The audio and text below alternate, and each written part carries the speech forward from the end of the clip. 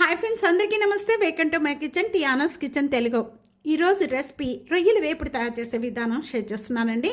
ఇది చాలా అంటే చాలా సింపుల్గా తయారు చేసుకోవచ్చు, చాలా టేస్ట్గా ఉంటుంది. రొయ్యల వేపుడు తయారు చేసుకోవడానికి ముందుగా నేను ఇక్కడ రొయ్యలు అనేది ఒక 1/2 kg రొయ్యలు తీసుకున్నాను.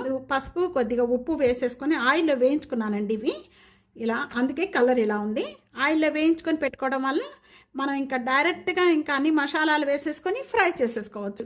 అలా కాకుండా మీరు ప్రాన్స్ అనేది తీసుకున్నాక వాటిని బాగా క్లీన్ చేసేసుకొని సాల్ట్ వాటర్తో కొద్దిగా పసుపు ఉప్పు వేసేసుకొని బాగా అలాగండి పచ్చి రొయ్యలు అయితే.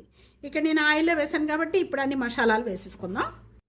రొయ్యల వేపుడు తయారు చేసుకోవడానికి ముందుగా ఇక్కడ నేను ఒక నిమ్మకాయలో ఒక 1/2 నిమ్మకాయ అండి రసం తీసి వేస్తున్నాను. 1 టేబుల్ స్పూను శనగపిండి, 2 టేబుల్ స్పూను కార్న్ఫ్లవర్. ఈ కార్న్ఫ్లవర్ బదులు మనం బియ్యం పిండి కూడా వేసుకోవచ్చు అండి. 1/2 table spoon chaat masala powder, 1/2 table spoon amchur powder, 1 table spoon ginger garlic paste, 1 table spoon ధనియా పౌడరు, 1/2 టేబుల్ స్పూను రోస్ట్ చేసిన జీరా పౌడరు, 1/4 టేబుల్ స్పూను పసుపు, టేస్ట్కి సరిపడా salt, 2 table spoon red chilli powder. ఇక్కడ ఈ మసాలాలన్నీ కూడా వేసిన వెంటనే కూడా ఇప్పుడు ఈ ప్రాన్స్కి అన్నీ కూడా ఇలాగ పట్టించేసేయాలి. చూస్తున్నారు కదా, ఒక 1 టేబుల్ స్పూను ఇక్కడ వాటర్ యాడ్ చేస్తున్నాను. కొద్దిగా వాటర్ యాడ్ చేయటం వల్ల ఈ మసాలా ఇప్పుడు వేసుకున్న మసాలా అంతా కూడా మనకి ప్రాన్స్కి బాగా పట్టుకుంటాయి. ఈ విధంగా ప్రాన్స్కి అంతా కూడా మసాలా పట్టించేసిన వెంటనే డీప్ ఫ్రై కాసంతా ఆయిల్ వేస్తున్నానండి. ఆయిల్ బాగా కాయిపోయిన వెంటనే కూడా ఒక్కొక్కటి ఈ విధంగా వేసేసుకుందాం. ఎత్తునే వేయండి. మసాలా అంతా కూడా చక్కగా ఇలాగా పట్టి ఇలాగ ప్రెస్ చేసుకొని ప్రాన్స్కి ఇలా వేయటం వల్ల ప్రాన్స్ ఫ్రై మనకి వేగిన తర్వాత ఇది మసాలా విచ్చిపోకుండా చక్కగా వేగుతాయండి. మనకి ప్యాన్లో ఎంతవరకు ఆయిల్ ఉందో అంతవరకే వేసుకోండి. ఇప్పుడు ఒక 1 మినిట్ అయిపోయిన తర్వాత ఇలా కలుపుతూ కూడా వేయించుకోవాలండి గరిటతో, అప్పుడు చక్కగా వేగుతాయి.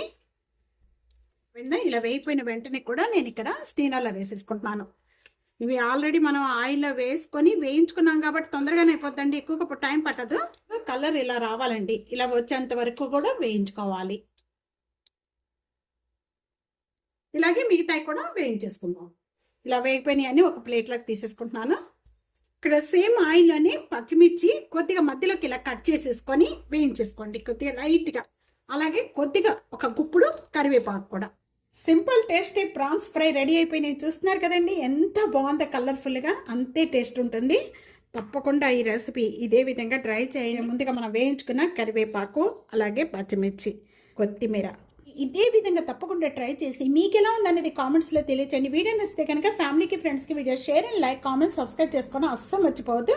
ప్రక్కనే ఉన్న బెల్ ఐకాన్ని ప్రెస్ చేయడం అస్సలు మర్చిపోవద్దు friends. Thank you for watching. Next వీడియోలో మళ్ళీ మంచి మంచి వంటకాలతో కలుద్దాం.